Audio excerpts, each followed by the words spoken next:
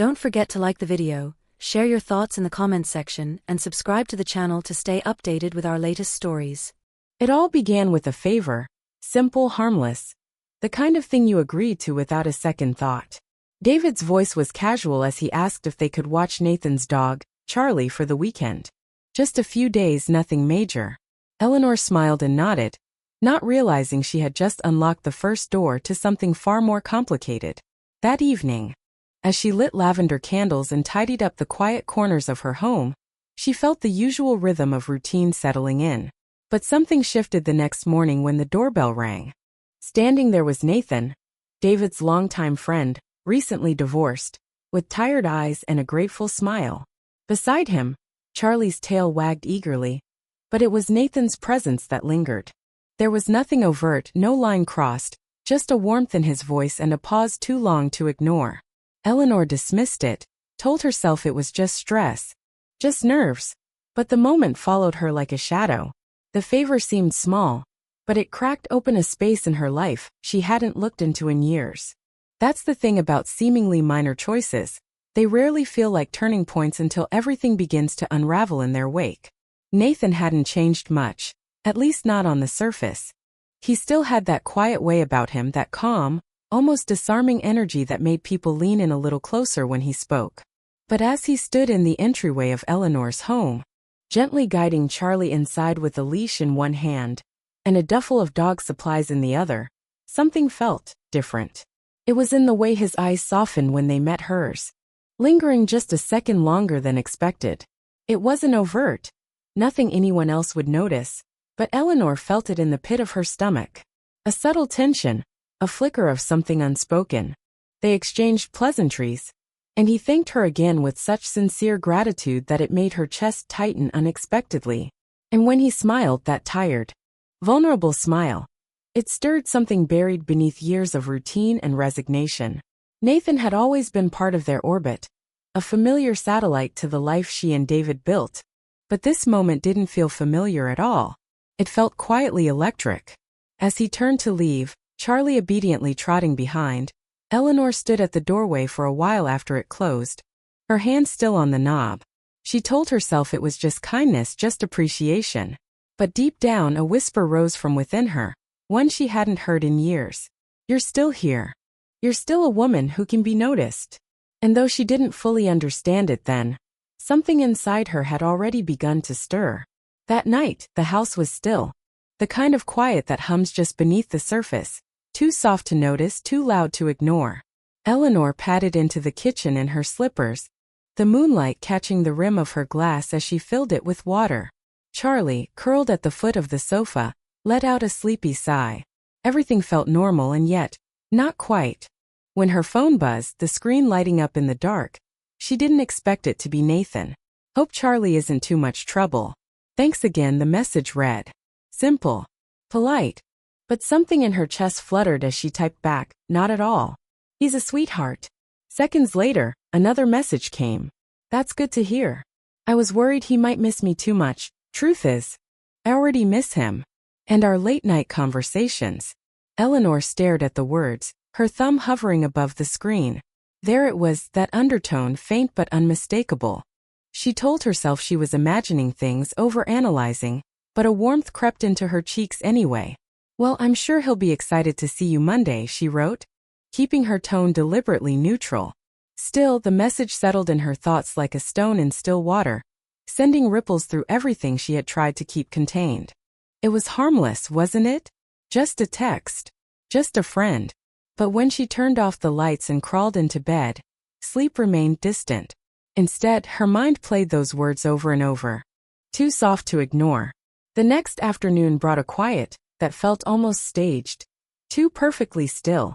Like the world was holding its breath. Eleanor had just finished folding laundry when her phone buzzed again. This time it wasn't a message. It was a call. Nathan. She hesitated, staring at the screen as her pulse flickered with uncertainty. Against her better judgment, she answered. Hey, she said, her voice light, careful. Hey, he replied. And there was something in his tone, softer, almost intimate, that made her chest tighten. I hope I'm not bothering you, he added. But Eleanor could hear the sincerity. the vulnerability beneath his words. Not at all, she answered, even though her heart was thudding against her ribs. There was a pause, and then came the word she hadn't expected. I wanted to hear your voice. The line went still. Eleanor didn't know how to respond, didn't know if she should. Her throat tightened as something unnameable stirred inside her. Nathan, she said, the name suddenly strange and familiar all at once. Is everything okay? He hesitated, then exhaled. I don't know. I just know that having you there this weekend, it made me realize something. Something I've been holding on to for a long time. Eleanor's grip on the phone tightened. The walls around her, the safe, tidy life she had built, felt like they were inching closer, pressing in. This wasn't just a call. It was a confession wrapped in static. A turning key in a locked part of her heart she hadn't meant to open. After the call ended, Eleanor sat in silence, the hum of the refrigerator the only sound in the room. She held her phone in her lap, but her thoughts were 1,000 miles away. Nathan's voice still echoed in her mind, quiet, sincere, edged with longing. He hadn't said anything overtly inappropriate, yet everything about the conversation felt like a step across an invisible line. And the worst part, she hadn't pulled back. She hadn't wanted to. That realization sat like a stone in her chest, heavy and cold. Later, as she watched David from across the room, his shoulders hunched over his laptop, eyes tired, fingers tapping absently at the keys, she felt a strange hollowness rise in her. When had they stopped really seeing each other? They still shared laughter, shared chores, shared years, but somewhere along the way, the intimacy had faded, replaced by habit and polite distance. Nathan's words had shone a harsh light on a truth she'd kept buried. It wasn't just that she felt invisible to David, it was that she had stopped asking to be seen, had stopped even wanting to be. That night, as she lay beside her husband in the dark, his breathing slow and steady, Eleanor stared at the ceiling, wide awake. She wasn't angry. She wasn't even sad. She was something far more dangerous. Restless. And once restlessness takes root, it doesn't let go easily. It grows. It whispers. And it waits for the next moment. You find yourself too tired to fight it. By the next morning, Eleanor found herself glancing at her phone far too often, waiting for a message she told herself she didn't want. She busied herself with chores, walked Charlie through the quiet neighborhood, even rearranged the living room bookshelves, pretending not to care. But her mind kept circling back to Nathan, to the way his voice had softened when he said her name, to the unspoken weight behind his words. A dangerous curiosity, that's what it was. She wasn't chasing anything, not love, not lust, but the feeling of being noticed, of being alive in someone else's thoughts. It was intoxicating, fragile, and quietly consuming. When her phone finally buzzed again, her hands trembled slightly. Would it be too much to ask if I called again? The message was simple, polite, but it dripped with tension. She could have said no, should have, but instead, her fingers typed okay, before her mind could catch up. When the phone rang, her heart skipped. She answered. Hey, she whispered. Hey, he replied, voice low, hesitant. I don't know what I'm doing. He admitted. Neither do I, she said, breath catching in her throat. And in that shared uncertainty something bloomed, quiet and slow like a crack forming in glass. Not shattering yet, but spreading. It wasn't love. Not yet. It wasn't betrayal. Not quite. It was a collision of memories, of possibility, of two people at the edge of a line neither was sure they were ready to cross. But both of them knew they were already far too close. That evening, as the sun dipped behind the trees and the house settled into twilight, Eleanor sat curled up on the couch, Charlie nestled by her feet. The TV was on, but she wasn't watching.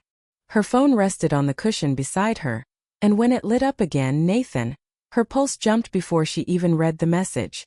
I know this is probably the worst timing, but I have to ask. If things were different, if we had met before you and David, do you think we would have had a chance? She stared at the screen, the question hanging heavy in the room, louder than any noise. No emojis. No softening language. Just raw exposed truth. Eleanor knew the answer. And yet typing it felt like pressing her hand against a flame. But still she did. Yes. A single word that changed the air around her. When Nathan replied with a breathless, me too, She felt the floor shift beneath her. It wasn't hypothetical anymore.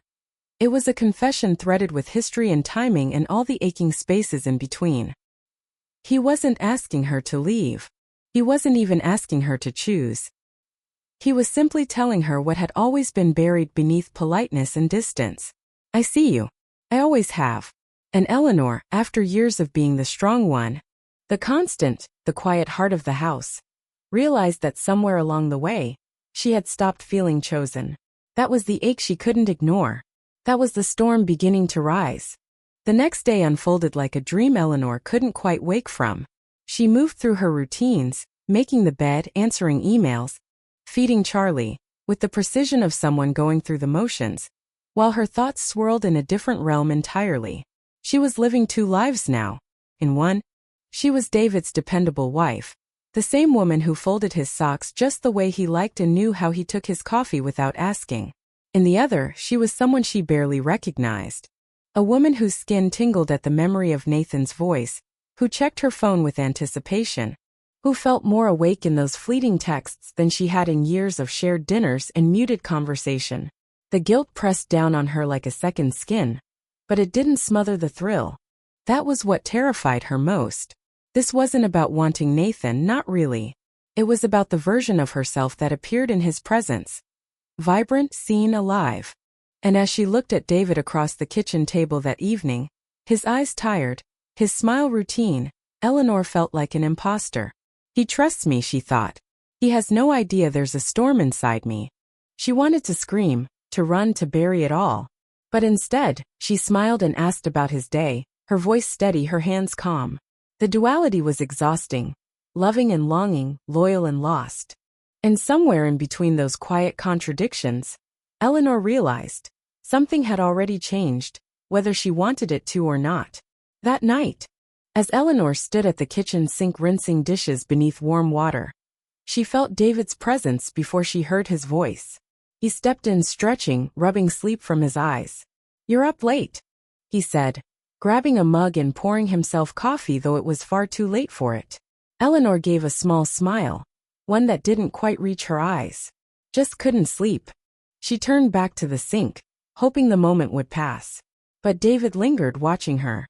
"Everything okay?" he asked. Casual, but his tone carried an undercurrent of worry she hadn't heard in a long time.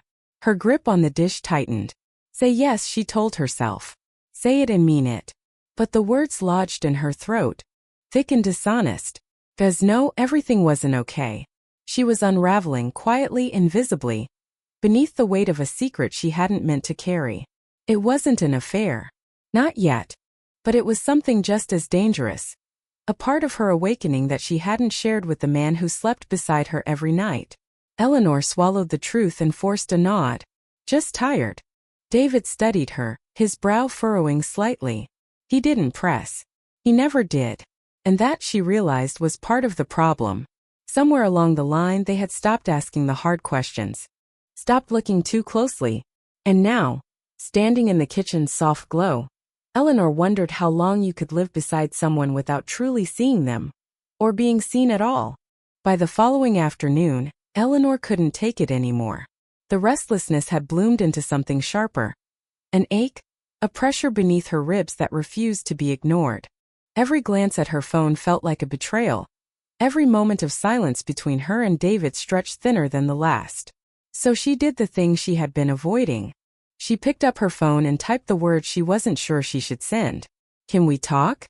Her heart thudded as the screen lit up a minute later. "I was hoping you'd say that."